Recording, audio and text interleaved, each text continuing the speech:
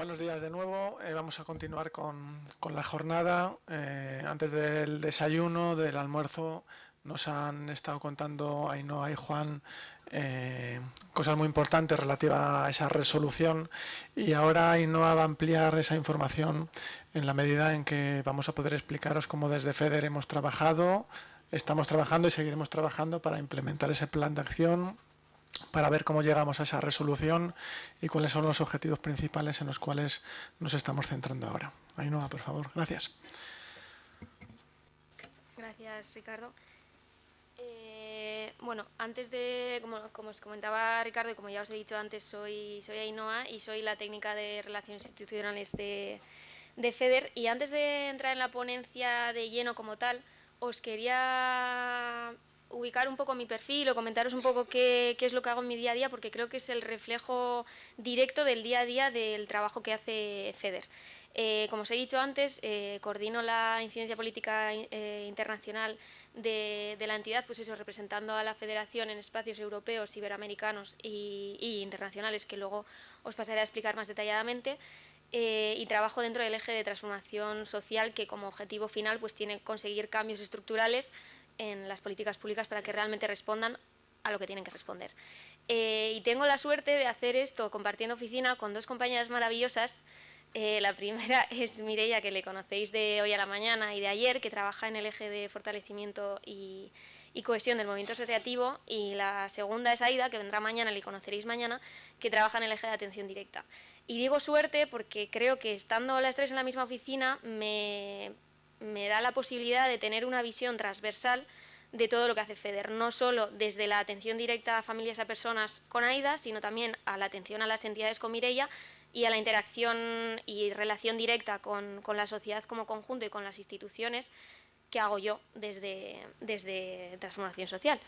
Entonces hoy os quería compartir un poco toda esta visión y todo este ecosistema que alberga FEDER, porque es desde ahí, desde donde estructuramos toda la estrategia para estar en todos los espacios que os ha dicho antes Juan, que estamos y que tenemos que estar. Entonces, como un mini contexto y tampoco sin repetir mucho lo que hemos comentado antes, es con la resolución de la OMS cuando se establecen las enfermedades raras como una prioridad sanitaria mundial, y además se utilizan palabras como la inclusión y la equidad, que son vitales para todo lo que va a venir, tanto en el día de hoy como de aquí a los próximos 10 años en el ámbito de las enfermedades raras. ¿Por qué? Porque hablamos de equidad, pero realmente a día de hoy no tenemos una situación de equidad y no nos encontramos con un acceso equitativo a la salud, una cosa tan vital como la salud. ¿Por qué? Porque tenemos unos retos como que el 50% de las personas con enfermedades raras han sufrido retraso de diagnóstico. Tenemos retos como que el tiempo medio de conseguir un diagnóstico, si se consigue, son 6 años, incluso dándose muchos casos de incluso 10 años para conseguir un diagnóstico, pasando por procesos pues, de diagnósticos erróneos, no concluyentes, y todo este proceso. Además nos encontramos con que solo el 6% de enfermedades raras tienen tratamiento farmacológico. También la desigualdad que se da entre comunidades autónomas a nivel, o sea, en España.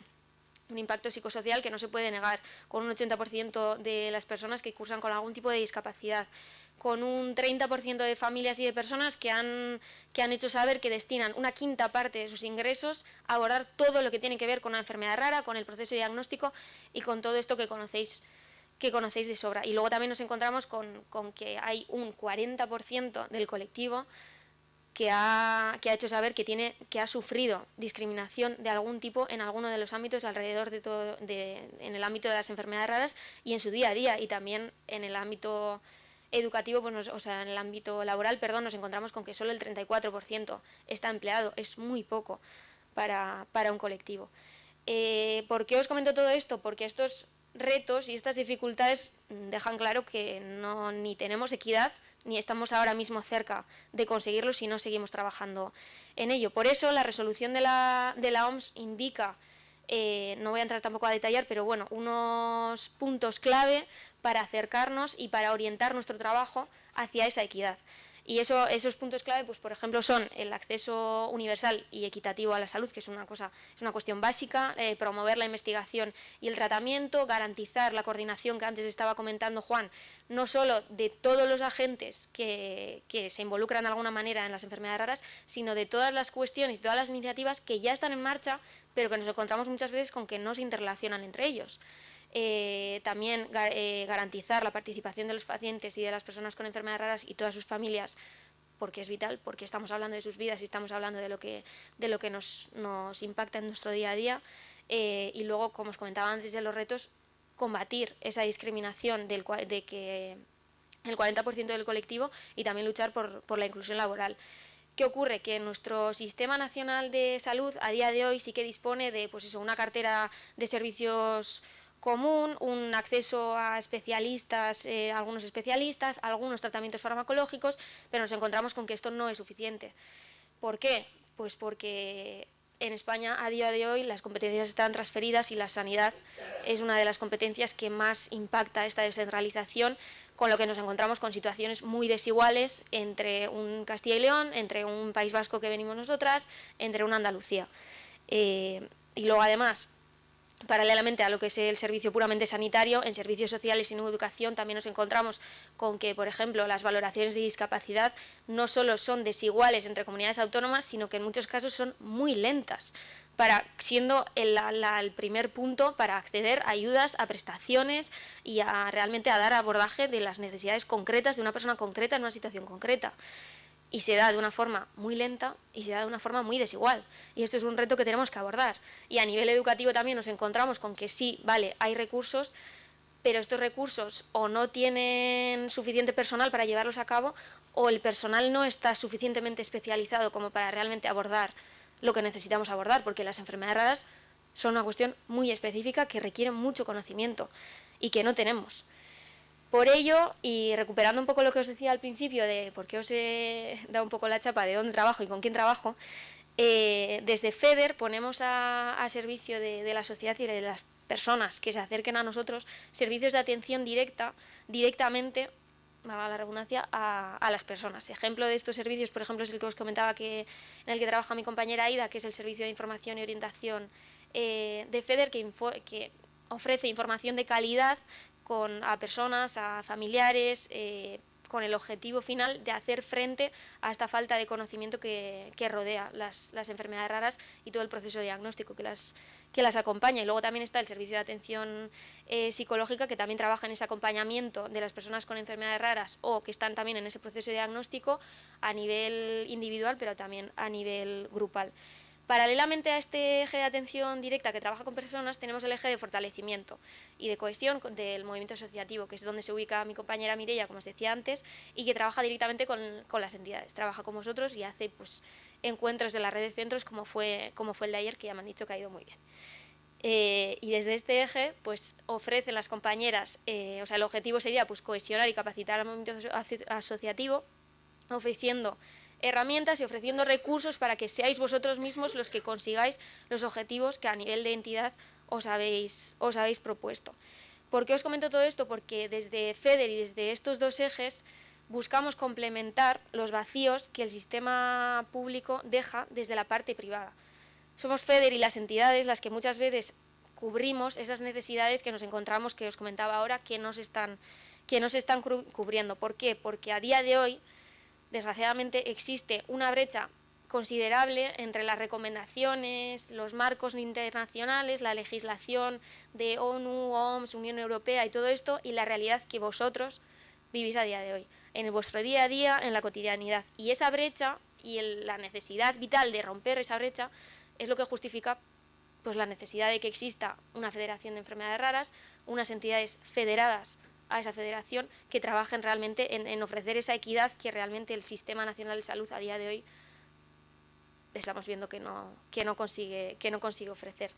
Entonces, precisamente en hacer frente a esta brecha es donde se ubica mi eje, es donde se ubica el eje de transformación social, que pretende vehiculizar lo que vosotros nos decís, lo que vosotros identificáis, lo que vosotros vivís en vuestro día a día, a la sociedad en general y a las instituciones que toman decisiones sobre eso, porque FEDER no deja de ser un puente estratégico entre las familias, entre las personas, entre las entidades y entre aquellos que deciden sobre los retos y los desafíos que enfrentáis vosotros. ¿Cómo hacemos esto? Pues a través de la investigación, para conocer realmente dónde está la brecha, dónde están los problemas, dónde están las cuestiones que enfrentáis en el día a día, mediante la sensibilización para realmente hacer saber que esto está ocurriendo en España, y la incidencia política para realmente, una vez sepamos lo que hay y hayamos sensibilizado a la sociedad con los retos que enfrentamos a día de hoy, podamos realmente hacer algo mediante la incidencia política. Dicho esto, quiero hacer un paréntesis, tampoco no quiero detenerme mucho porque Juan lo ha explicado antes, pero cuando hablamos de necesidades y cuando hablamos de cuestiones que hayáis identificado desde el eje de atención directa mediante personas, familias que acuden a FEDER o como vosotros como entidades a través del eje de fortalecimiento, pues nos encontramos con datos como los que os comentaba antes. La mitad de las personas con una enfermedad rara han tenido un retraso diagnóstico. El tiempo medio para un diagnóstico son 6 años, llegando incluso a 10. Por ejemplo, en diagnóstico, para hacer frente a eso, resumidamente, tenemos desde FEDER estamos impulsando campañas de sensibilización en el Día Mundial de Personas sin Diagnóstico. Estamos trabajando para incorporar, como os decía antes, el colectivo de personas sin diagnóstico en un documento tan importante como la resolución de la ONU, que era la primera vez que se hacía mención, y eso fue gracias a las aportaciones de FEDER y a entidades como vosotros. Estamos trabajando en estudios sociales para conocer realmente el impacto de no tener un diagnóstico. Estamos empezando ahora a trabajar en la especialidad de genética que ha comentado Juan.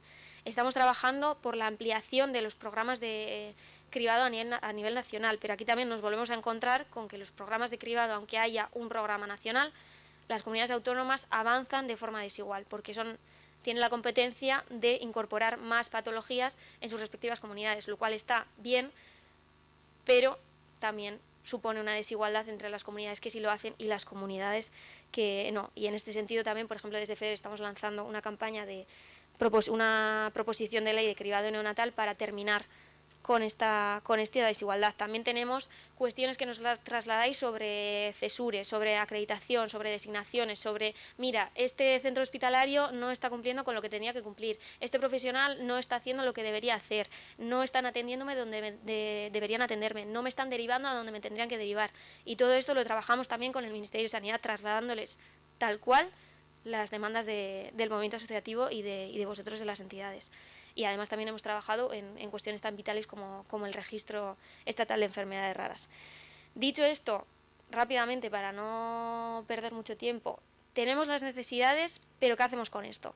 ¿Cómo hacemos llegar esto? ¿Cómo hacemos de puente para que lo que nos decís y lo que sabemos que ocurre llegue a donde tiene que llegar? Porque aquí lo que tenemos que tener claro es que tenemos razón, esto es así, esto se da en el día a día, enfrentamos todo esto, pero no basta con tener razón, tenemos que tener presencia y tenemos que estar donde se decide sobre las cuestiones que nos impactan en nuestro día a día. ¿Cómo hacemos esto? Y aquí es donde me quiero detener, porque esta sí es la estrategia al 100% de incidencia política que sigue a día de hoy la Federación Española de Enfermedades Raras. Actuamos en 3 ámbitos de actuación diferenciados. Tenemos nivel internacional, nivel nacional y nivel autonómico. Voy a ir por partes porque en cada uno de ellos seguimos una estrategia para participar y garantizar en todos que se escucha la voz de FEDER, ¿no? A nivel internacional voy a saltarme un poco la parte del contexto porque os la he explicado antes, pero sí que quería recalcar que a nivel internacional trabajamos con 3 entidades estratégicas en 3 ámbitos diferentes. Tenemos por un lado la parte global, que trabajamos con Rare Disease International, que es la red internacional de enfermedades raras, que trabajamos pues eso, a nivel global. A nivel iberoamericano, lo que ha comentado antes Juan, trabajamos con la Alianza Iberoamericana de Enfermedades Raras en la región iberoamericana, y a nivel europeo trabajamos con Eurordis, que es la plataforma de enfermedades raras, y pues el ámbito de actuación en este caso pues es Europa. ¿Qué hacemos en cada una de estos ámbitos, o cómo direccionamos nuestra participación para que sea realmente estratégica, para que consigamos lo que hoy os puedo estar contando, que es que hemos conseguido la resolución de la OMS?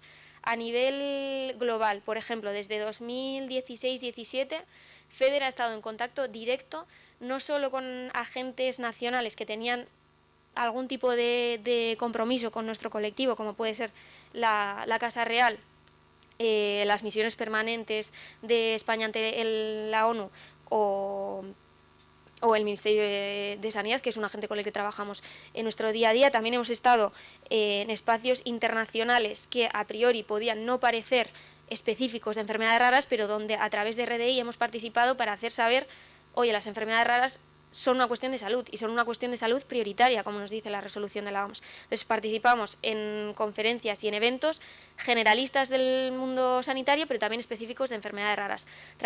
Hemos participado en eventos paralelos en Ginebra y en la ONU, que estuvieron David Sánchez y Juan justo este mayo.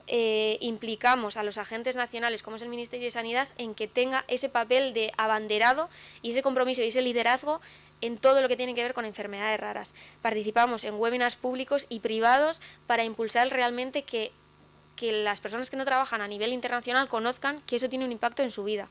Y trabajamos en grupos de trabajo, valga la redundancia también, para conseguir, por ejemplo, lo que os comentaba de hacer aportaciones a la resolución de la ONU, porque no es una cuestión de que yo vaya y diga, oye, esto tiene que estar aquí. No, tenemos que estar en grupos de trabajo donde se decida eso, para que luego realmente eso llegue a lo que tiene que llegar, que es que realmente conseguimos que estén en la resolución. A nivel iberoamericano también participamos en espacios de intercambio de buenas prácticas, de conocimiento, como el que se ha celebrado estos días en Madrid, que ha estado comentando antes Juan, que ha sido el summit de líderes del movimiento asociativo iberoamericano, pues eso, donde se ha compartido todo el conocimiento que se tiene a nivel de cada país y a nivel también regional. Incorporamos agentes claves como es la Secretaría General Iberoamericana. Estamos en esos espacios para recoger también lo que a nivel iberoamericano es importante en enfermedades raras, porque obviamente no es lo mismo estar en España que estar en Guatemala, como ha comentado Juan, o en Ecuador, o en México. Y en Europa trabajamos con Eurordis en grupos de trabajo específicos de cuestiones que nos afectan directamente. Por ejemplo, os he hablado de cribado. Hay un grupo de trabajo específico de cribado para ver qué pasa a nivel europeo. Salud mental, impacto psicosocial. Hay un grupo de trabajo específico donde trabaja mi compañera Regli de impacto psicosocial y de salud mental. Trabajamos en estudios sociales como el Rare Barometer Voices, que está abierto a día de hoy el cuestionario, así que os animo a mirarlo en redes y a participar y a dar vuestro feedback en ese sentido. Y trabajamos también paralelamente con agentes a nivel nacional para hacerles saber, oye, aparte de lo que os estamos diciendo y aparte de lo que estamos reivindicando a nivel nacional, a nivel europeo también se pueden hacer cosas. Y lo que se hace a nivel europeo puede ayudar a un Ministerio de Sanidad, por ejemplo, de España, a que tenga algo a lo que agarrarse para poder implementarlo en España. Eso es lo que hacemos a nivel internacional. Pero vamos a ir aterrizando un poco, porque estamos en España y al final la realidad que nos incumbe, pues entiendo que es más cercana si hablamos de España, ¿no? El contexto voy a saltármelo un poco porque también lo ha explicado antes Juan, pero bueno, desde la década de los 90 se viene trabajando un poco nos establece, se va estableciendo un poco el marco común, se van sentando las bases de lo que será después la estrategia de enfermedades raras, que en 2009 se consigue en España y somos uno de los 5 primeros países a nivel europeo que consigue tener una estrategia nacional. Esto ya es bastante significativo, significa que España está pendiente de esto. España es consciente de que las enfermedades raras son un reto. Y vamos trabajando hasta conseguir en 2014 la actualización de la estrategia. ¿Qué pasa? Pues lo que ha comentado antes Juan, que desde 2014 nos encontramos con que a nivel europeo, a nivel nacional, a nivel técnico, a nivel médico, científico, se dan unos avances que la estrategia, como no se actualiza, no lo recoge. O sea, a día de hoy nos encontrábamos con que desde 2014, que no se actualizaba la estrategia, por ejemplo, las redes europeas de referencia, que es una red que conecta los equivalentes a CESUR de todos los países europeos, no se recogen. ¿Por qué? Porque cuando se actualizó no existía la estrategia. No podemos permitir que los avances que se están dando no tengan un impacto, porque si no, ¿qué sentido tiene?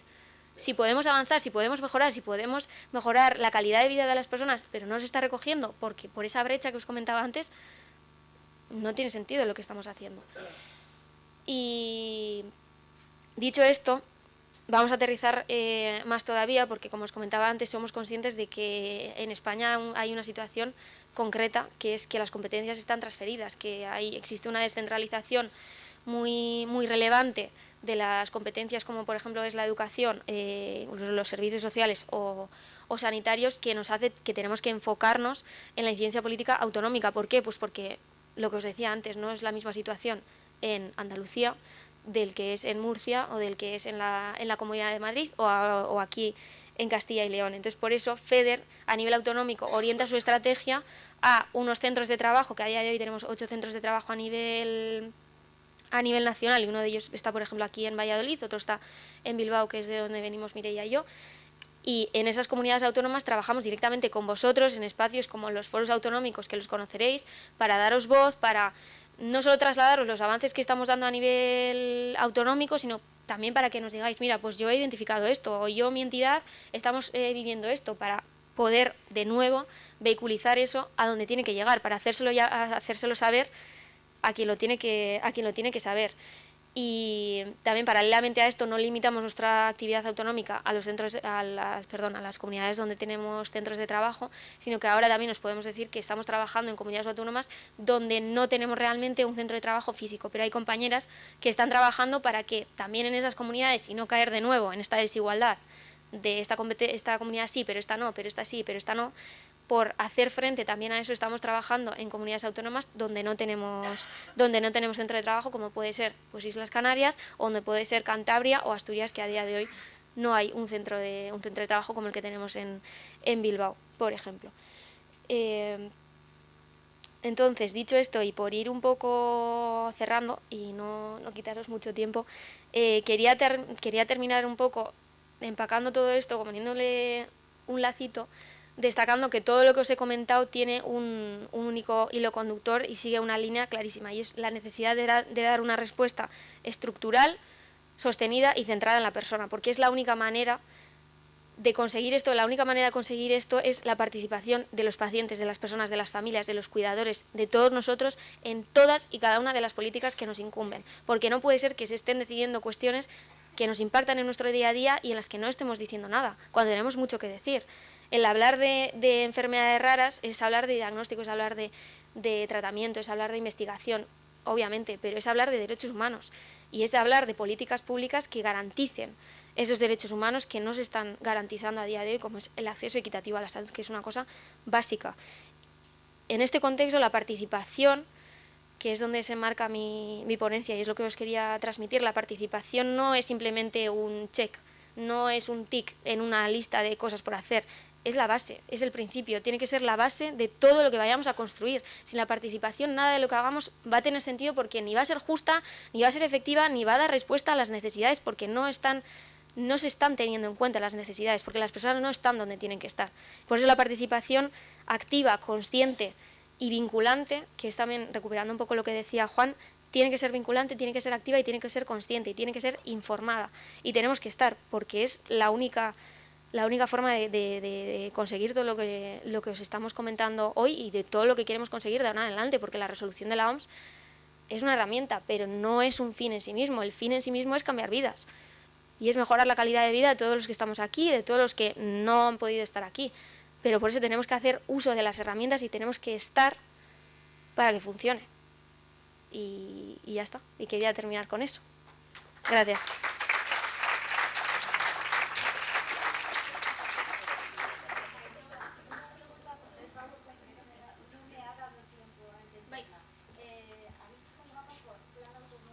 Sí. Sí. Sí, es la mía también. Es que no hay plan específico de enfermedades raras, pero que en el caso de algunas comunidades no hay plan específico de enfermedades raras, pero sí que hay igual apartados de enfermedades raras dentro de planes generalistas de salud. No he entrado tampoco en detallar esto, pero luego si queréis puedo detenerme aquí y os hago un poco más de explicación de esto. Nada. Gracias, Ainhoa. Si os parece bien, el turno de ruegos y preguntas lo dejamos para el final. Se incorporará Juan también, tanto de la ponencia anterior como la de Ainhoa, y la que vamos a tener a continuación, Alejandra Pérez del Real. Voy a tener que leer porque tienes muchos cargos y no me quiero dejar ninguno. No, déjalo, de verdad. No importan los cargos que yo tengo. Bueno, pero saber quién eres y la razón por la que estás aquí, que creo que es una tarea y una labor muy importante la que estás haciendo. Representante de GBS CIDP España, polineuropatías inmunomediadas, además de ser socióloga y antropóloga. Desde el año 2008 es enlace de la Fundación Internacional GBS CIDP Actualmente, presidente de la Asociación de Pacientes Española, miembro de la Junta Directiva de la Federación Europea EPODIN, representante de pacientes de la Red Europea de Neuromuscular EuroNMD, paciente experta de la Agencia Española del Medicamento y asesora de laboratorios. Creo que era importante decirlo porque todo el trabajo que dedica se ve aquí reflejado. Y para terminar, ya digo, esta mesa pues se ha querido contar con tu presencia para que, más allá de lo que se puede hacer desde las administraciones, como era en principio la idea que teníamos con el representante del Ministerio de Sanidad, o desde la Federación para llegar a los hitos que hemos logrado, también explicar como una asociación de pacientes esa participación de la que estaba hablando Ainhoa al final, cómo esa participación consigue resultados tangibles y que benefician a todos. Así que sin más te doy paso y muchísimas gracias. Muchísimas gracias por la invitación, un poco envenenada, las cosas como son, porque no tenía muy claro el por qué, porque nosotros, ni por qué yo, teniendo en cuenta que soy el lado cañero y no el lado amable de la asociación. El lado amable está en Valencia. Vamos a ver, os cuento un poco para que tengáis la idea general. Yo vivo con dos enfermedades raras. Una es una púrpura trombopénica, la frecuente es la idiopática, pero yo tengo la congénita. Y luego la gorda, entre comillas, ¿no? El que es una polineuropatía desmielinizante, inflamatoria, crónica. Tan no se ponen de acuerdo que utilizamos las siglas en inglés. En mi caso es CIDP, ¿vale? La más frecuente de este grupo de patologías, que son enfermedades neuromusculares de origen autoinmune, bueno, en términos técnicos, disinmunes, es el síndrome de Guillain-Barré, que es realmente espectacular y una de las pocas enfermedades raras que se ven en la carrera de medicina, aunque sea por encima. Simplemente puedes ir andando por la calle y de pronto te caes y te quedas completamente atrapado en tu cuerpo, conectado a un respirador, con la mente intacta y sin capacidad de comunicarte en absoluto con el mundo exterior. Y esta es la única enfermedad neuromuscular aguda, ¿vale?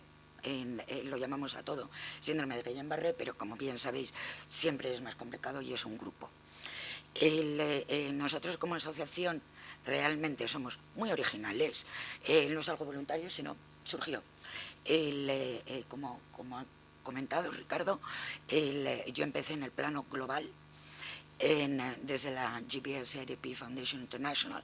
El nombre tan raro es por las dos siglas de las dos principales patologías, GBS por síndrome de Guillain-Barré y CADP, bueno, pues el CIDP de las narices. Pero evidentemente somos mucho más.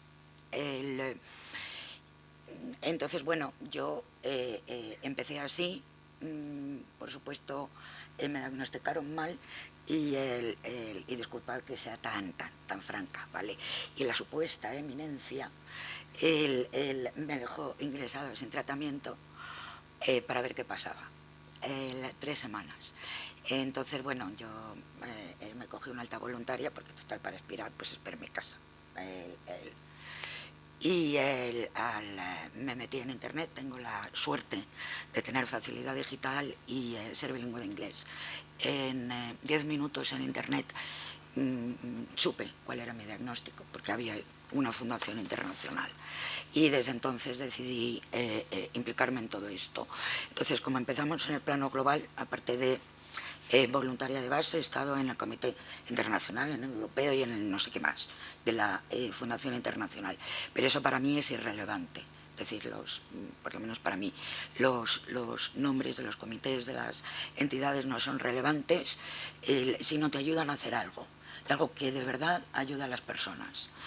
Por eso le quito toda esa importancia. Cuando decidimos dar el paso en España, hablamos de finales de 2019, pues lo hicimos desde ese enfoque de lo global a lo local, a pesar del trato cotidiano con pacientes. Además, no es estrictamente un trato solo con pacientes españoles, pacientes de habla hispana, y como España es España, pues tenemos también pacientes italianos, pacientes del norte de África, especialmente Egipto, Marruecos, y por eso trabajamos en red. Por eso somos una de las pocas asociaciones de pacientes 100% digital. Es más, no tenemos sede física. ¿Por qué? Pues uno de los motivos es por los que no queríamos discriminar a nadie, ni por su movilidad o estado de salud, por la divergencia funcional, ni por la ubicación geográfica.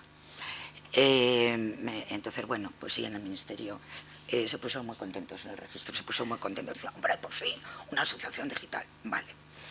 El siguiente paso, recibimos el registro positivo una semana antes del confinamiento por la COVID, vale. Entonces, inicialmente, desde ese momento, nos tuvimos que dedicar como bestias a dos temas, como son vacunas, ¿vale? Y el desabastecimiento de inmunoglobulinas. Las inmunoglobulinas son un derivado del plasma sanguíneo, que son esenciales y susceptibles de tratamiento en cualquier enfermedad autoinmune. ¿Cuál es la realidad? Son carísimos, entonces están muy restringidos a muy pocas patologías. Por otra parte, el síndrome de Guillain-Barré fue declarado efecto secundario de especial interés, bueno, porque esto lleva ocurriendo desde una vacuna contra la gripe de los años 70. Cualquier tipo de coronavirus es susceptible de provocar Guillain-Barré. En realidad, te lo puede provocar cualquier cosa. Es decir, el problema no es el qué lo desencadena, no es tanto qué lo desencadena como esa reacción disinmune, por qué tu sistema autoinmune se vuelve loco. Es de suponer que en algún momento se identificará, aparte de autoanticuerpos, que es en lo que se está investigando, realmente pues alguna mutación genética, etcétera. Pero bueno, para eso nos quedan décadas. Entonces, todo esto coincide en el tiempo, y es uno de los motivos por los que me he vuelto mucho más cañera de lo que era. Claro, se mantuvieron las inmunoglobulinas para pacientes con inmunodeficiencias primarias, inmunodeficiencias secundarias y para los pacientes COVID. En un gran experimento, ¿vale?, sabiendo que España siempre tiene desabastecimiento de monoglobulinas, esto es crónico, es decir, el último informe, que es de 2023, de los centros de transfusión, seguimos importando un 66% de las inmunoglobulinas que consumimos. ¿Por qué? Porque no tenemos políticas eficaces ni racionales de donación de plasma. Y yo he llegado a la conclusión de que el problema de fondo es la mentalidad, ¿vale? Es la mentalidad de los directivos de los centros de transfusión, porque el Ministerio está de acuerdo, todas las asociaciones de pacientes estamos de acuerdo y la EMS está de acuerdo. Entonces, ¿dónde está el problema? La Sociedad Española de Inmunología está de acuerdo. Entonces, bueno, pues hay que aislar. Pero nuestra estrategia, porque todo esto ha coincidido con, se decidió modificar la legislación europea en temas de regulación de sangre, donación de órganos, etcétera. Y eso pues nos afecta muy directamente. Entonces, nuestra estrategia hasta la fecha ha sido centrarnos en Europa, a través de Opodin, cuyo presidente, que es Jean-Philippe Plançon, que es el expresidente de Eurordis, es un fiera en incidencia política, un absoluto fiera, y con un consultor magnífico, hasta el punto de que estamos consiguiendo que se hable de estas patologías, ¿vale?, en todos los ámbitos. Estamos ya incluidos en no me acuerdo cómo se dice en castellano, en la alianza, cómo se ha traducido, en la alianza de medicamentos estratégicos, ¿vale? Y esto os puedo asegurar que vamos, es mucho trabajo, pero no depende ni de un gran presupuesto ni de mucha gente. Lo que hace falta son las personas justas, muy bien interconectadas, es decir, tened en cuenta que estamos hablando de asociaciones estatales, todas pequeñas, ¿vale?, unas más que otras, dependiendo de la cantidad de patologías que aglutinen, y todos muy unidos, muy coordinados y muy concienciados. He de decir que en España el tema funciona peor que en otros, por aquello de los 18 gobiernos, pero bueno, también le da un poquito de salero al asunto, ¿no? Cuando se me pone alguno chulo le explico yo cómo funciona España, y bueno, ya el tema cambia radicalmente. El por qué está funcionando esto, que en principio parece contra natura. Dices, bueno, ¿por qué no vas a las consejerías de sanidad, etcétera y tal? Realmente, a nosotros por lo menos, nos cuesta mucho menos trabajo obtener resultados en Europa que luego se tienen que ver plasmados en legislación nacional, ¿vale? Y una vez que ya está implantada la legislación nacional, pues ese es el momento. Porque hay menos portavoces, menos gente a la que hay que dirigirse. Y luego además, evidentemente, en todo esto, por supuesto, los laboratorios farmacéuticos que se dedican a fraccionamiento de plasma son los primeros interesados, ¿vale? Es decir, es buscar los puntos en común, ¿no? Las sinergias, que ahora está de moda decir eso. Pero no he venido hoy a hablaros de plasma, o sea, fijaos, no voy a hablar de plasma ni de monoglobulinas, vamos a hablar de cosas bastante distintas. A ver, entonces, ¿qué hago yo aquí? Vale, la culpa es de Regla, ¿vale? Es que me llamó, ¿vale? Bien. Luego, una de las cosas que no he comentado, bueno, yo antes de descacharrarme, ¿vale?, porque esto fue un escacharre completo, para que os hagáis una idea, yo tuve que, gracias a la COVID, al desabastecimiento de monoglobulinas, unido a la segunda dosis de la vacuna, yo tuve que hacer un washout. Tuve una cistitis hemorrágica masiva, washout de medicación, y estuve en un 80% tetrapléjica innecesariamente durante casi 2 años. Pero antes de esto yo llevo en voluntariado y también, o sea, en el llamado tercer sector en distintos ámbitos, pues desde que era una cría, desde los 18. Bueno, claro, estudiante de sociología, antropología, pues ¿qué haces? Pues te metes a voluntaria, ¿vale? Y la verdad es que he estado en pues, muchos fregados, en casi todos, pero bueno, porque me va la marcha, ¿vale? Desde hacer observación participante con migrantes ilegales, desde Canarias, bueno, participé en un programa de radio en Nigeria, bueno, cosas bastante variopintas, ¿no?, en una primera etapa. Luego fui también, pues, voluntaria de voluntarios de Naciones Unidas. ¿Por qué? Pues sigo sin tener muy claro por qué, pero el caso es que me liaron por ahí, y ahí estuve, ¿no? Hice algunas cosillas online y sobre todo el desarrollo de todo el material de marketing, ¿vale? Y una vez que caí en estas maravillas, ¿a qué dediqué yo mi baja?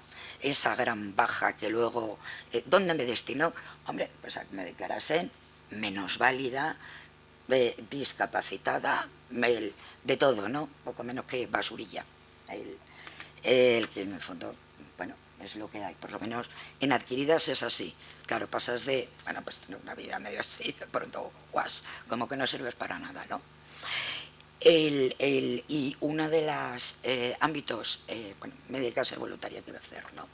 En temas básicamente de capacitación digital, tanto en temas de desarrollo local, en comunidades pues de toda Asia y de África fundamentalmente, lo que es la Commonwealth, ex colonias británicas, ¿vale? Y programas de prevención de salud. Y por eso es uno de los motivos por los que tenemos una estructura tan peculiar y operamos tal. Bueno, como operamos. Bueno, pues la culpa es de regla, ¿vale? Vamos allá. Entonces, vale, sí se ve la foto, vale, es que yo no... disculpad las gafas de sol, es que tengo cataratas como efecto secundario de corticoide, entonces es que todo me deslumbra. No soy una diva, ¿vale? Aunque sea muy fashion. He querido empezar con esto, con los imposibles reales. ¿Qué creéis que es? Venga, ¿alguien se anima?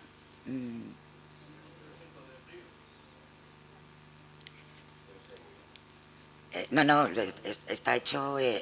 hombre, en fin, esto pues es una... Vale. Sí. Las cosas imposibles también pueden hacerse realidad. Que dicen que no hay nada imposible, porque uno lo hace y además... Sí. Esto se está haciendo en África, ¿vale? En la zona que bordea el Sáhara, justo en el sur, que bordea el Sáhara, el Sahel, bueno, va mucho peor de lo que quisieran y tal, pero desde 2007 hasta hoy se han reforestado 290.000 hectáreas. ¿Cómo? Pues combinando la Organización de Estados Africanos con el Programa de Alimentos de Naciones Unidas, con el tejido social, ¿vale? Con la gente de a pie. Se está copiando también en la India, ¿vale? Para parar los monzones. Bueno, he de deciros que en España, desgraciadamente, esto de la permacultura lo están haciendo unos australianos, ¿vale? En fin, no, me lo chascarrillo que no viene mal, de vez en cuando, ¿vale? Entonces, creo que esto es importantísimo. Bueno, la imagen es el año 1, año 2, etcétera, pero la cita de Khalil Gibran nos limita no nuestras capacidades, sino nuestra visión. ¿Por qué? Hablo por experiencia. Muchas veces nos meten tan en unos ecosistemas de pensamiento, estamos acostumbrados al no puedo, no puedo, no puedo, o mi hijo, mi madre, quien sea, no puede. En vez del, ese cambiamos el chip, ¿vale? Ese cambiamos el chip. Porque si seguimos como estamos, realmente, personalmente, no es que crea que no vayamos a llegar lejos, sino que es que nos puede llevar tanto tiempo, tanto esfuerzo, que igual podemos plantear otras formas de pensar y sobre todo de actuar. Vale, claro, es que como me dieron el título dije, hombre, claro, como buena socióloga me dices, hombre, el poder de participar, claro, lo primero que dices es, ¡buah!, la polisemia de poder, ¿vale? Una cosa es, evidentemente, la capacidad del poder, ¿no? Lo que cada uno puede. Lo que pasa es que luego, evidentemente, tenemos las grandes constricciones. He sido muy fina y he puesto poder, jerarquía, pero realmente se llama dominación. ¿Vale? Esto es un término técnico, lo que pasa es que así puesto en grande queda horroroso, ¿vale? ¿Por qué en relación? Bueno, a ver, discúlpame, es que... vale, bien, a ver si consigo ver. Es que además soy bajita, o sea, lo he... Vaya, disculpad de la identidad, que no sé por qué. He diferenciado 3 bloques, ¿vale? En relación, lengua, cultura, identidad y luego los cuerpos. En relación, bueno, esto es una noción básica de lo que es el poder. Os va a parecer muy, muy teórico, pero a veces la teoría tiene su función. Vale, no os voy a explicar en detalle lo que es la dialéctica del amo y el esclavo de Hegel. Está en internet, ¿vale? Mucho mejor explicado de lo que yo lo haría. Pero lo que es importantísimo es que para que uno mande, ¿vale?, los demás tenemos que estar de acuerdo en que nos manden, ¿vale? Y esto es algo que en esos lugares de minorías aisladas, apartadas, como rol estadístico en los extremos, se nos suele olvidar, ¿vale? Entonces, a mí eso me parece que es un punto de reflexión importante para todos y cada uno de nosotros. Es decir, vale, puede que yo, pues eso, soy una escacharrada, el que se está pegando con medio mundo para conseguir cosas, oye, lo hago desde mi casita, desde mi pisito y tal. O sea, y vamos, no solo yo, todos mis compas, es decir, aquí cada cual desde su casa y tal, y vamos. Luego, ese es un aspecto fundamental. El siguiente aspecto fundamental es, bueno, he incluido los modos de ver de Berger. Si os interesa, bueno, es un libro, pero el origen es un documental que hizo este señor, el John Berger. Está en YouTube, subtitulado. El libro, hombre, yo no lo he puesto porque, hombre, estoy hablando en público, entonces no voy a decir cómo descargarlo ilegalmente, pero se puede, se puede. ¿Qué es lo que hace? Él realmente lo que hace es abordar cómo te acercas a un cuadro, es decir, vas a ver las meninas, ¿vale?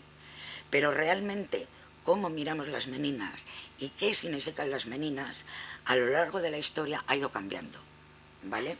Entonces, cómo miras y el punto de vista y la perspectiva es esencial. Por eso, y lo vamos a seguir viendo, para mí es muy importante contar con todas las perspectivas y todos los puntos de vista, que es algo bastante difícil, pues porque nos metemos en nuestras actividades cotidianas y se nos olvida, pues porque no tienes tiempo, por muchos motivos, no porque la vida existe, en definitiva, pero sí que es esencial, porque, bueno, me estoy adelantando, pero bueno, porque muchas veces no es lo que se dice, sino también lo que no se dice, los silencios, el lenguaje corporal.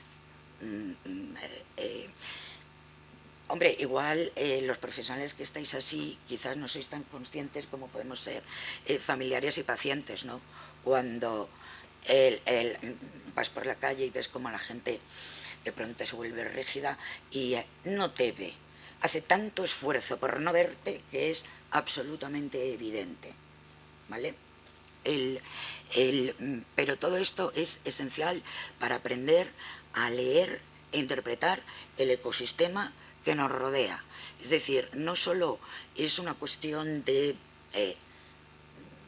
quienes lo vivimos, ¿no?, de las personas que estamos directamente implicadas, sino también es quién nos rodea, ¿vale?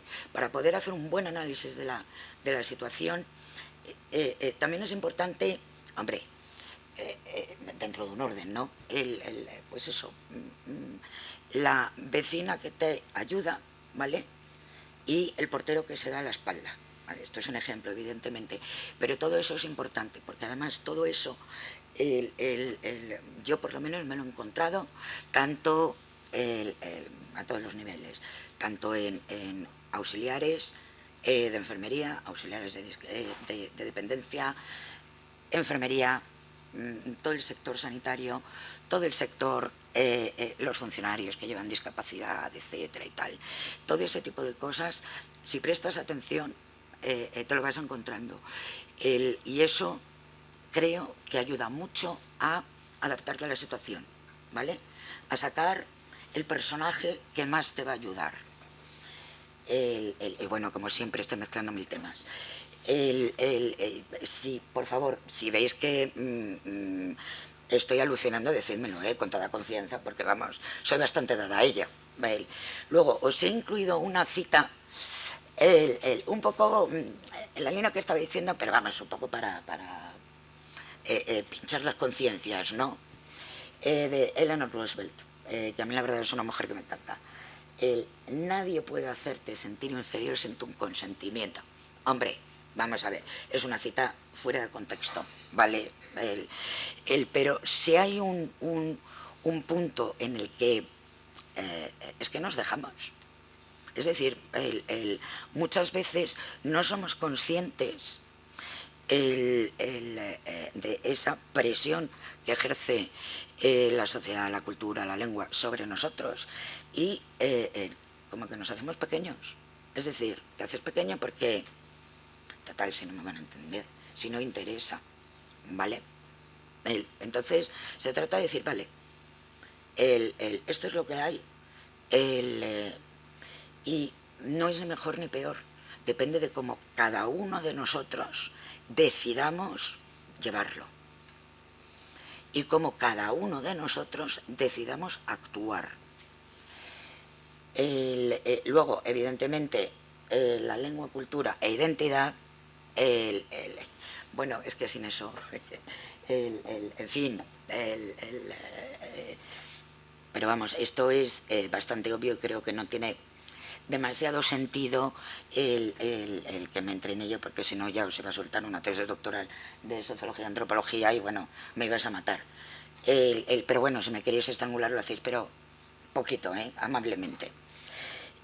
Pero sí que he querido incluir una cita muy buena de Derrida, un filósofo francés que cambió el mundo. Realmente cambió el mundo. Él es el teórico de la desconstrucción, ¿vale? Y que dio lugar a todo el pensamiento posmoderno, ¿vale? ¿Y por qué? Solo tengo una lengua y no es la mía. Este señor, él era francés, de origen argelino, lo que se llama un pied noir. Entonces, cuando Argelia se independizó, y además era judío, se quedó sin país, sin pasaporte, sin bandera, y en ese momento descubrió que la única lengua que él hablaba, que era el francés, tampoco era suya. ¿Esto por qué es importante? Realmente está nuestra lengua, nuestra bellísima lengua castellana, preparada para hablar sobre nosotros y nosotras, sobre nuestras necesidades, sobre nuestros cuerpos, sobre esos sentimientos que nosotros conocemos tan bien, pero el resto no.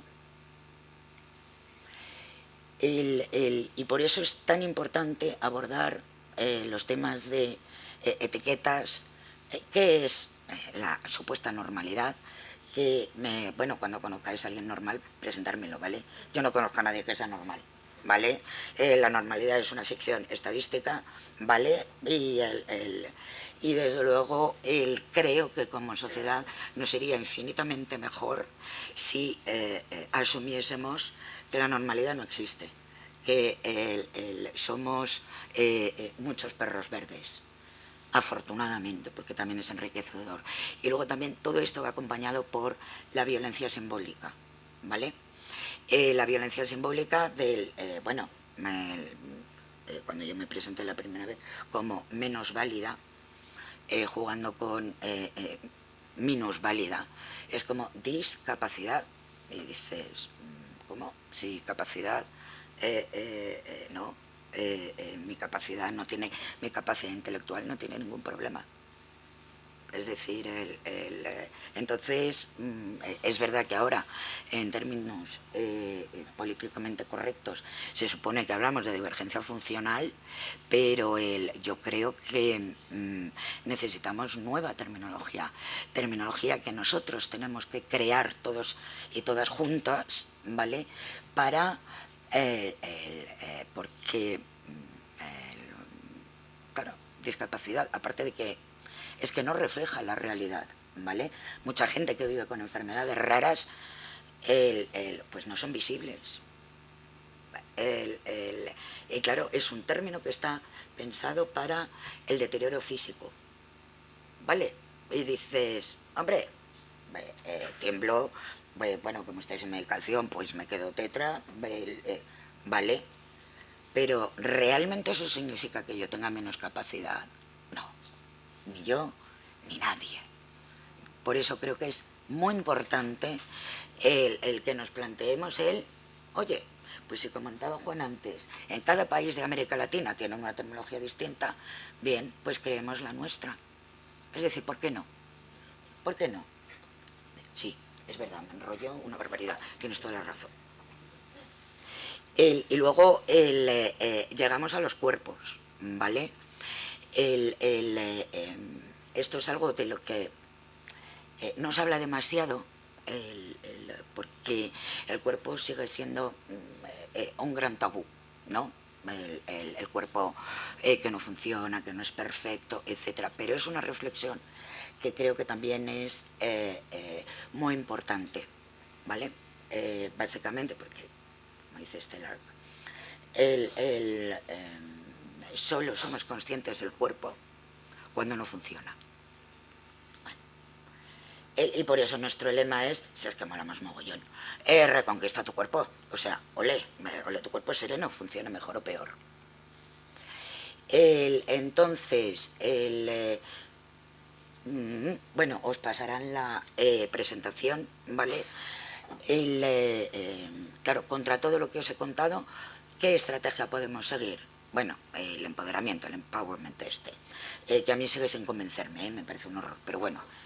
El origen está en el anticolonialismo, lo cual el origen de todos estos inicios está en el anticolonialismo y los movimientos pedagógicos, de pedagogías de la emancipación de años 60 y 70, que están tan vinculados con capacitar a través de la concienciación.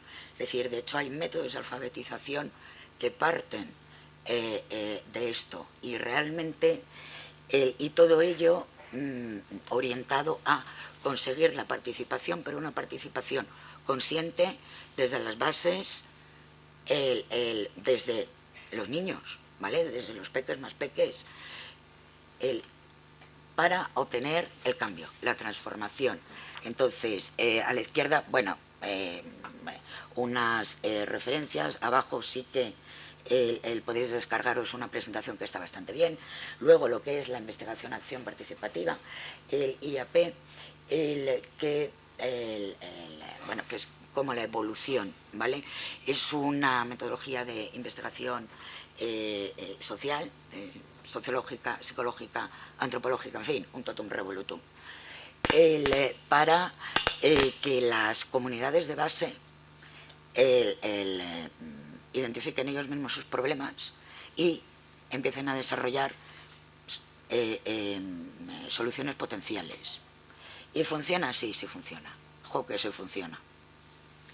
Y luego, bueno, lo que seguramente hayáis oído más, que está como muy de moda, ¿no? Lo del Lean Design Thinking, ¿no? Lo que pasa es que hay una evolución, ¿vale? Del Lean Design Thinking, que es el diseño centrado en las personas. Que es una modificación del Design Thinking. Bueno, estas son las fases principales. La investigación, bueno, que realmente es buscar los problemas, ¿vale? Lo llaman ideación, pero bueno, son hipótesis de solución.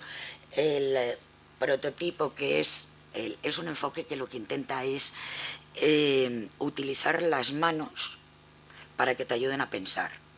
Es precioso, hay unos prototipos mega chulos, a veces son juegos, a veces utilizan legos, etcétera.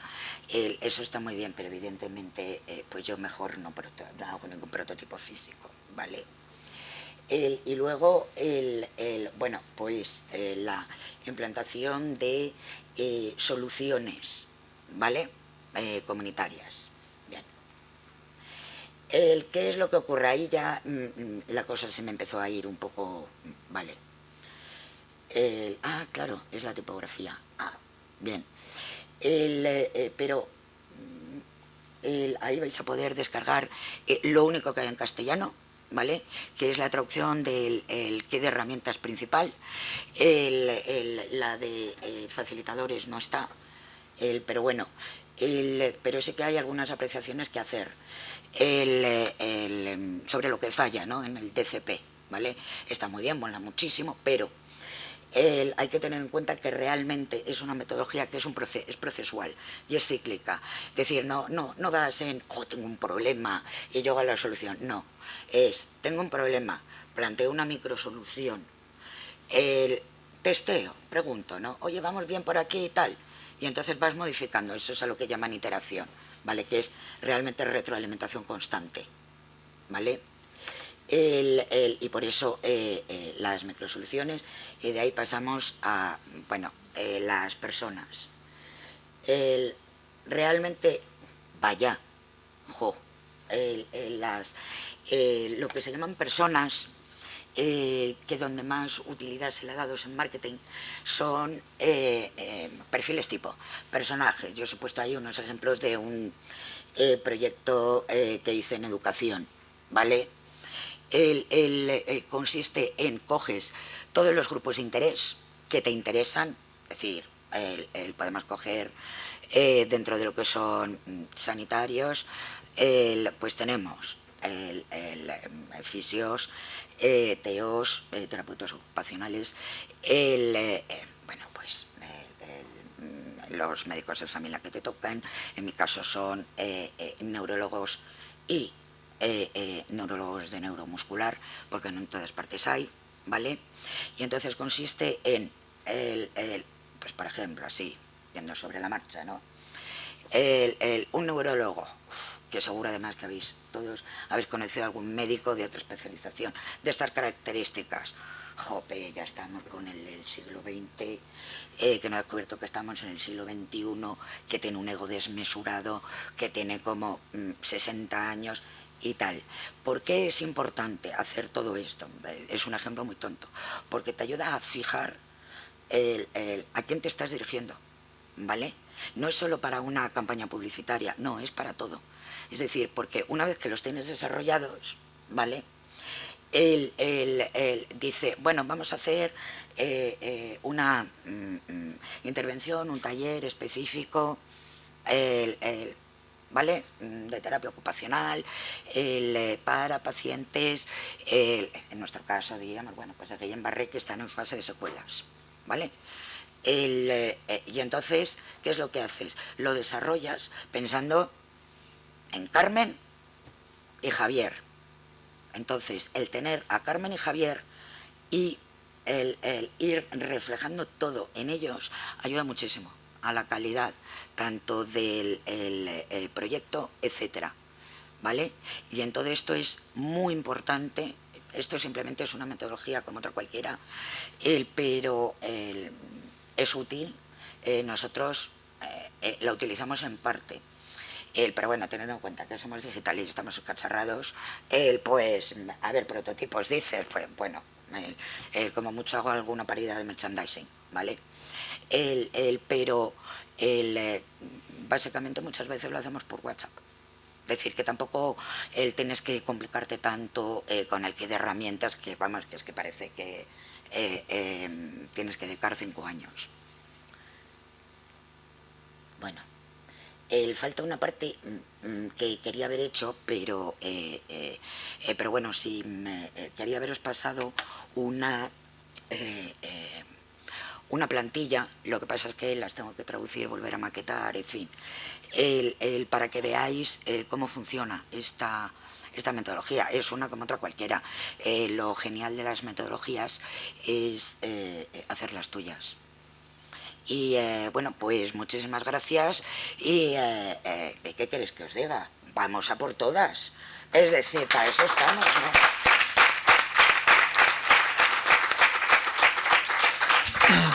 Gracias, Alejandra. Bueno, pasamos al turno de ruegos y preguntas. Ya veo que se ha incorporado Juan. Si hay alguien Sí. Sí. Van a darte un micrófono. Yo tengo un chorro de voz y van a escuchar en la parte de arriba. A mí no me hace falta, yo te digo que no. Vale, ok, perfecto. Bueno, pues en primer lugar agradecer a los ponentes su participación, a Alejandra La Cañera de manera especial, que he de reconocer que a mí me gustaría tener a la mía una Alejandra Cañera como ella, así que enhorabuena. Bueno, yo quisiera hacer dos preguntas, dos cuestiones, a ver si soy capaz de enlazarlas sin enrollarme de manera especial. La primera relativa a la genética. Bueno, a la genética y a toda la actividad que estábamos haciendo o que hacer desde la Federación en incidencia política. Se hace incidencia política a nivel europeo, fantástico, a nivel nacional, igual de fantástico, a nivel autonómico, igual de fantástico, y tan fantástico como si se hiciese a nivel municipal.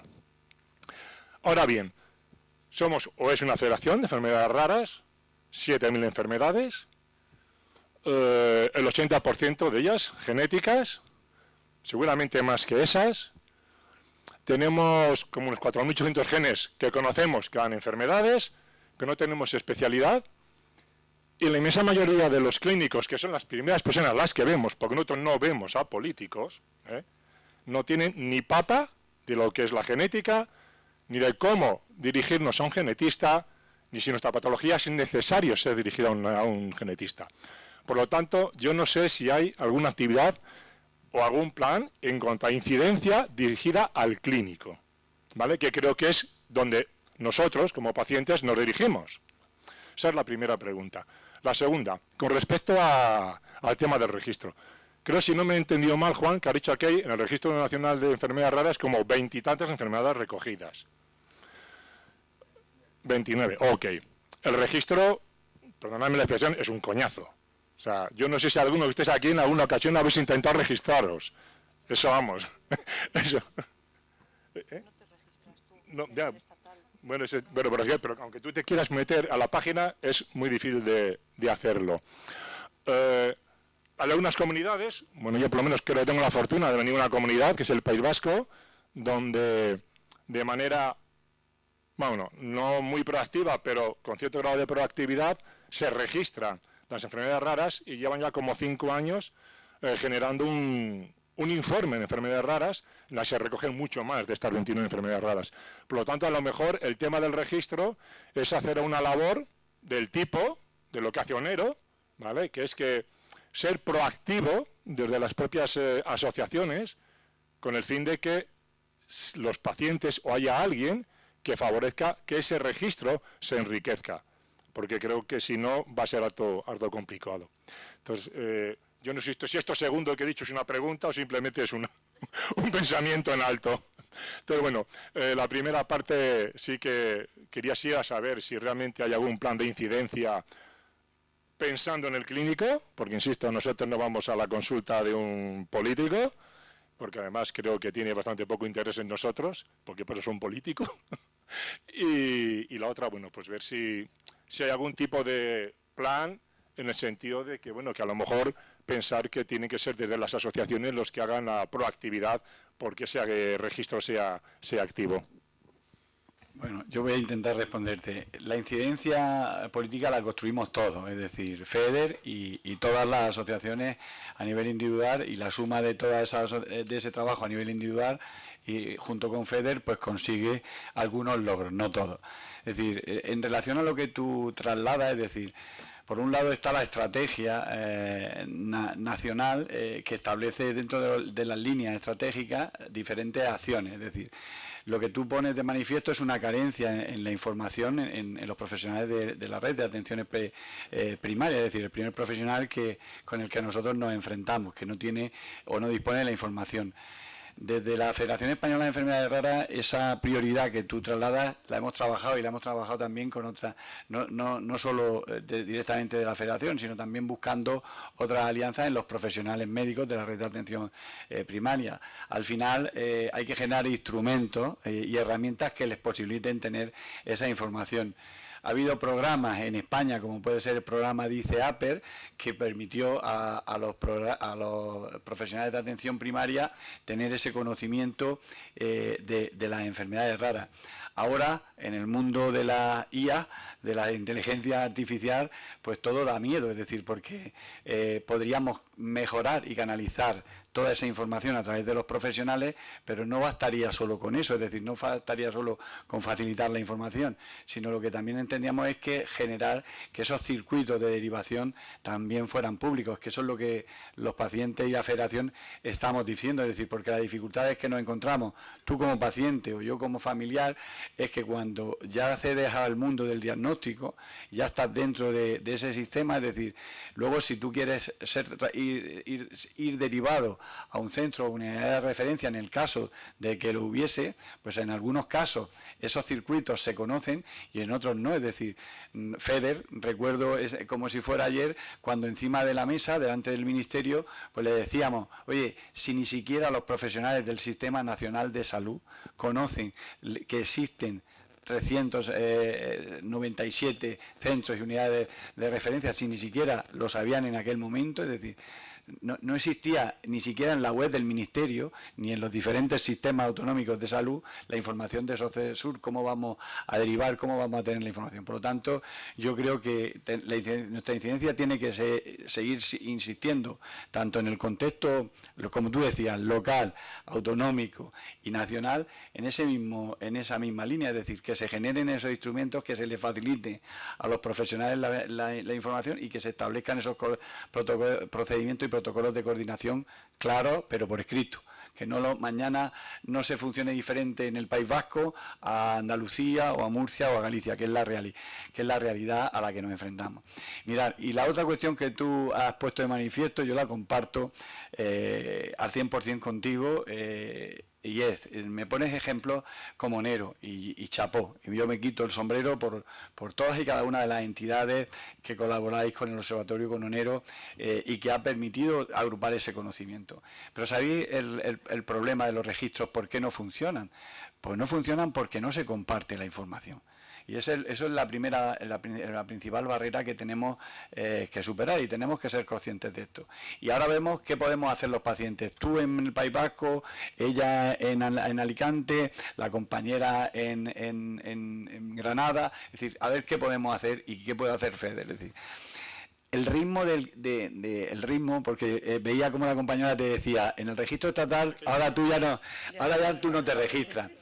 Pero pensar que la primera iniciativa que se genera antes de que existiese el marco legislativo del Real Decreto que regula la constitución del Registro Estatal de Enfermedades Raras, ya se inició desde el Instituto de Salud Carlos III, en donde colaboró de forma activa el Centro de Referencia Estatal, un sistema donde posibilitara que nosotros nos registráramos. Y ese proceso es el que tú haces referencia, que yo también lo viví, donde componer todos los datos era un proceso que no era nada operativo. Pero eso quizás no funcionó, pero permitió que... Ese registro existe todavía. Sí, claro, por supuesto. Onero se nutre De ese, correcto. Para nada. Pero como aquí hacemos las cosas tan bien, y me río por no llorar, es decir, pues cuando ya tenemos eso, después creamos un marco que es el registro estatal, pero no mira al trabajo ya realizado, sino que genera otra estructura y otra forma de obtener las fuentes de información. Y como en España no tenemos un sistema nacional de salud, sino que tenemos 17 sistemas nacionales de salud, pues entonces le permitimos, a través de ese registro, generar partidas presupuestarias para que cada comunidad autónoma genere sus sistemas propios de información. ¿Y qué ocurre? Pues os voy a decir lo que ha ocurrido. Es decir, pues ha ocurrido lo siguiente. Primero, que el registro estatal no ha avanzado solo con información específica y puntual de unas determinadas patologías. Ahora 29 que se conocen, de esas 6.528 que tenemos identificadas. Y para que se conozca esa información, no todas las comunidades autónomas, yo podría decir algunas que no lo han hecho, no todas las comunidades autónomas han compartido la información. Y esta es la dificultad, es decir, si los profesionales que ya tienen acceso a esa información no son capaces de compartirla, pues tenemos un gran reto y una gran dificultad los pacientes, la federación, tu asociación de retina en País Vasco y cualquiera de todos nosotros. Y las personas, como decía esta mañana, de sin diagnóstico, pues exactamente igual, porque ni siquiera se les reconoce, ni siquiera ese código que ahora ya existe desde hace un año, todavía no hay ningún, bueno, miento, ya hay alguna comunidad que lo ha implementado en su sistema de información, Murcia, ¿vale? Es decir, pero ha existido porque se han adelantado un poco, es decir, pero muy poquitos casos, es decir, entonces lo que te quiero decir es que tenemos que seguir trabajando en esa línea. Claro que cuando tú dices que 29 enfermedades nada más están en el registro, eso a cualquier paciente que se lo diga, pues también le genera ese impacto, ¿vale? Es decir, porque se nos llena la boca de decir la importancia de los registros a nivel de prevención y sobre todo desde el punto de vista de la investigación, y no somos capaces de compartir la información. Nosotros lo que le pedimos al Ministerio es que se aceleren los procesos y se comparta la información, porque ahora hay comunidades autónomas que ya tienen, lo que tú has hecho referencia del País Vasco, hay comunidades autónomas, en ese informe de publicación que hacen anual, hay comunidades autónomas que ya tienen identificado en sus registros el 100% de la población que convive con enfermedades raras. Es decir, tienen con nombre y apellido el número de habitantes de esa comunidad que tienen diagnosticada una enfermedad rara. Es decir, existen comunidades que sí tienen al 100% ya ese sistema de información, pero como lo otro va tan lento, pues no está armonizado. Por lo tanto, pues hay comunidades autónomas que sí tienen ese conocimiento, otras comunidades como el País Vasco que genera esa información y otras comunidades que no hacen nada. Entonces, lo que nosotros pedimos es que, y aquí la hoja de ruta que marca esto es la estrategia, la actualización de la estrategia. Es decir, que los indicadores contemplen también que esos registros avancen a un mayor ritmo. Y esto es un poco la hoja de ruta que tenemos. Y no nos queda nada más que ser persistentes.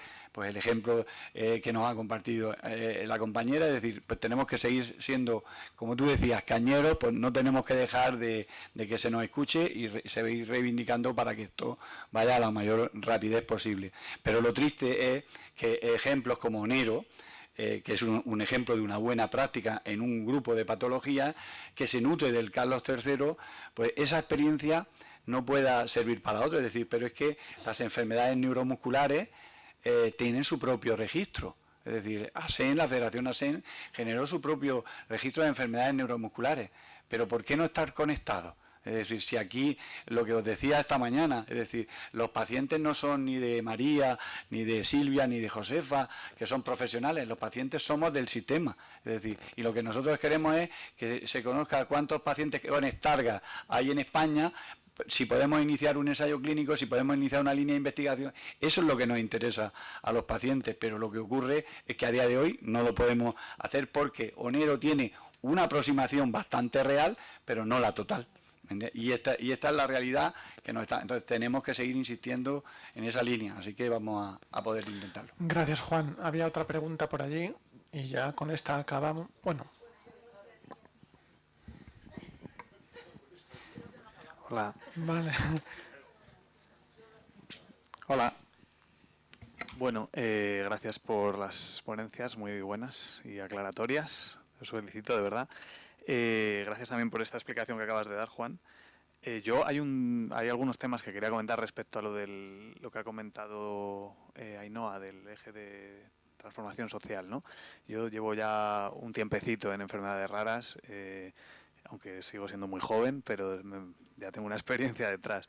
Y observo cosas muy preclaras, ¿no? Y entonces veo que FEDER está en algunas, claramente además metido, y veo que en otras me sorprende que no.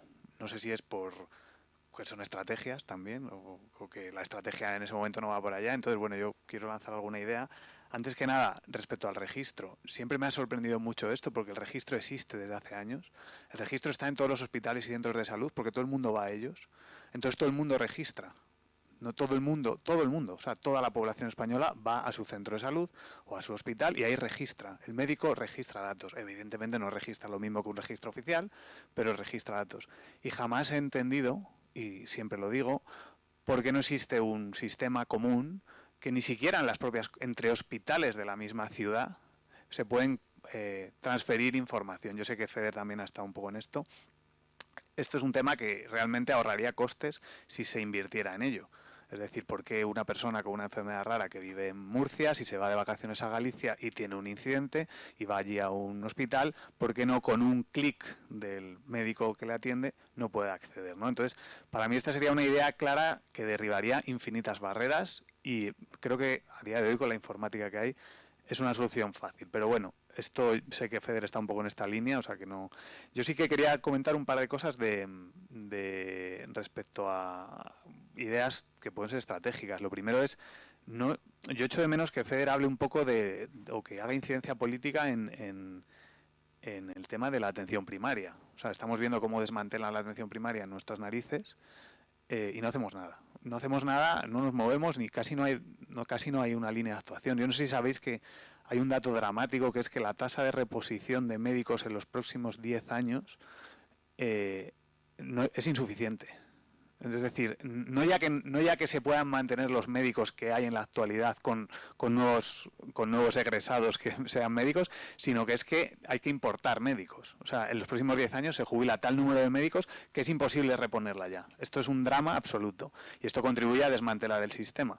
Entonces, he hecho un poco de falta, esto por dar ideas, luego esto la estrategia ya no forma parte, pero me parece un drama. Y no se está hablando y estamos viendo que además hay algunas asociaciones que a lo mejor podríais informaros sobre atención primaria que están luchando un poco por visibilizar esto y por intentar que se hable de esto, que no se habla, de que además la propia atención primaria tiene que transformarse porque es un modelo que ya está desde los años 80, ya está ineficiente y tiene que mostrarse. Y es precisamente los médicos ahí en ese primer contacto donde se pueden resolver muchos temas como el infradiagnóstico que hay de patologías, etcétera, etcétera, ¿no? Y luego otro tema que es el tema de la privatización sanitaria, que tampoco escucho mucha incidencia en este sentido. La sanidad privatizada no le interesamos en absoluto a las enfermedades raras porque no son económicamente rentables. Entonces a la sanidad privatizada le interesan las prótesis de cadera, que tiene toda la población, o X enfermedades comunes, que pueden rentabilizar a través de un proceso de trabajo casi en cadena, ¿no? Pero no le interesa una patología en la que tiene que investigar, dar una vuelta, darle otra vuelta, hacer tratamientos largos, etcétera, sistemas de rehabilitación mejores, etcétera, etcétera, que no existen, ¿no? Y también, como estrategia, echo de menos esto. Y luego, por terminar, otra idea es la digitalización sanitaria, que el otro día también en un congreso descubrí que vamos tardísimo. Hay una estrategia general estatal sobre la digitalización sanitaria que vamos de culo, o sea, esto en el sistema de salud ni está todavía planteado, o sea, está iniciándose, pero hay unos presupuestos a nivel europeo establecidos para esto y vamos ya tarde porque estamos en el segundo plan de esta activación de digitalización y no viene. Bueno, esto por daros algunas pinceladas, he apuntado más cosas, pero como es tarde no las digo. Yo solo, pues, recogemos todas las ideas. Yo te voy a invitar a que compartas todo eso por escrito también, porque todo eso nos va a enriquecer y aportar, pero solo tres puntualizaciones rápidas, ¿vale? Mirad, desde FEDER, o sea, también tenemos que ser, y a mí me gusta ser muy humilde y muy sincero, es decir, porque por supuesto que FEDER tenemos que transformar y defender siempre los derechos de todo el colectivo, es decir, pero a veces también tenemos la sensación de que no somos capaces de llegar a reflejar todas esas necesidades, es decir, con aportaciones como las que tú haces nos ayudan, y como hacen otros compañeros, nos ayudan a que también podamos priorizar también esa acción y esa acción política en la que todos tenemos que participar. Mirad, por supuesto que compartimos desde FEDER las tres posiciones que ha hecho. La primera, porque desde FEDER también hemos trasladado, igual que desde el movimiento asociativo, la necesidad de que no solo haya una historia médica única, sino que también haya una historia médica y social. Es decir, porque no se nos olvide que mañana esa historia médica se tiene que interrelacionar en la parte social, porque muchas de nuestras enfermedades raras, el 70% conviven también con discapacidad y un porcentaje también muy elevado convive con dependencia y con otro tipo de prestaciones. Si fuéramos capaces de conectar las historias, que es algo tan sencillo, que parece sencillo, pero que nadie en este país ha sido capaz de unificarlo y de hacerlo. Y se ha transmitido, y no solo lo ha transmitido FEDER, lo han transmitido otras alianzas estratégicas, tanto desde el punto de vista de CERMIC, CENFE, otras grandes organizaciones y plataformas, la propia plataforma de organizaciones de pacientes que aglutina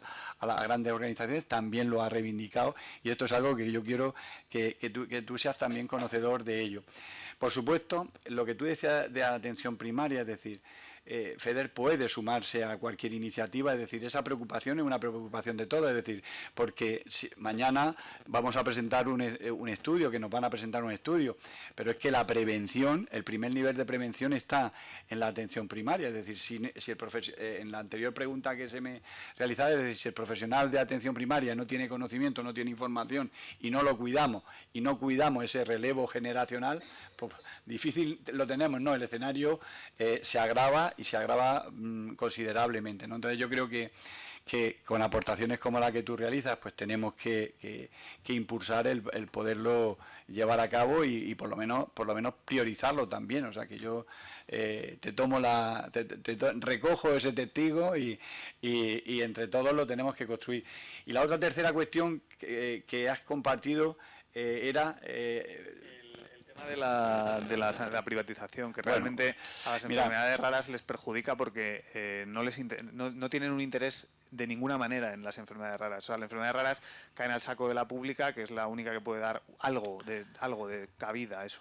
Pero las empresas privadas que quieren hacer negocio con la salud no les interesan las enfermedades mayoritarias, no las minoritarias. También ahí, esto da para reflexionar y tenemos la comida, es decir, ahí también está existiendo un cambio de paradigma. Es decir, tú sabes, yo soy un defensor de lo público, pero también, y lo digo abiertamente, es decir, probablemente no lo podamos compartir, yo siempre voy a defender la parte pública, y tenemos que quedarnos de la parte privada en aquella parte complementaria que nos tiene que ayudar. Es la percepción que tengo. Es decir, existen iniciativas hoy de sistemas y de redes sanitarias público concertadas que están también haciendo proyectos de experiencia, es decir, proyectos de experiencia que nos están ayudando pues, a compartir ese conocimiento y a dar respuesta. Es decir, hoy en nuestro país, por ejemplo, el programa Única sería impensable, es decir, y al final en el programa Única interviene la parte pública y la parte privada. Entonces, creo que tenemos que ser capaces también de generar entre todos modelos que permitan compartir, sobre todo si queremos buscar respuestas a nuestro colectivo, es decir, porque tú lo has dicho bien, es decir, como somos esa cifra reducida, muchas veces para ese sector privado no somos un colectivo de interés, es decir, pero tenemos que romper ese mito y esa barrera, es decir, y ahí también hay mucho trabajo que realizar, y esto yo creo que lo tenemos todos que tener presente, pero también hay que darse, si esa pregunta, Miguel, nos la hiciésemos en el ámbito de la investigación, ¿quién investiga y quién está fortaleciendo la investigación? Yo te diría, oye, pues hay que invertir en investigación. Nuestro país está lejos de la media europea, que está en el 3,2. Un país como Suecia invierte el 3,2% de su Producto Interior Bruto en investigación, pero que estamos muy lejos de esa media. Nosotros estamos en el corrígeme Ainhoa, 1,5. Estamos muy lejos, es decir, ¿y quién contribuye a eso? Pues contribuye el sector privado. Pero es que nuestros políticos, y yo lo he dicho, es decir, lo he dicho públicamente y me lo habéis escuchado y vosotros también lo habéis dicho, es decir, oye, hemos sido capaces en nuestro país de aprobar exenciones fiscales de hasta un 80% para patrocinar un campeonato de vela en Santander, que igual aquí hay alguno de Santander y le gusta la vela y me parece perfecto, pero oye, que a mí me parece también perfecto que se patrocine y que haya una exención fiscal del Ministerio de Hacienda en eso, pero que se haga lo mismo. No, pero yo no he hablado de inversión o colaboración público-privada. Yo he hablado de privatización. Es un concepto distinto. Yo no estoy a mí me parecen bien estas iniciativas público-privadas, sobre todo las que son... Tú dices la privatización del sector. Yo digo la privatización del sector, que claramente además enfoca que no le interesa eso. Correcto, porque lo conozco bien el tema, porque conozco de cerca estos hospitales privatizados y estoy viendo cómo funcionan. No hablo de eso que has dicho. Pues, perfecto. Bueno, llega la hora de la comida, teníamos comprometida una última pregunta. Juan, también sé muy breve, porque si no nos llega a la tarde.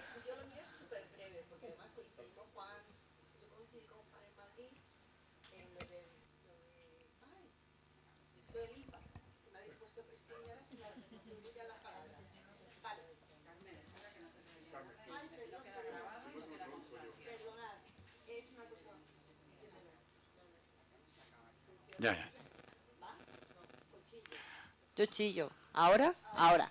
Mirad, que coincidimos Juan y yo en lo del impact y quiero preguntaros una cosa.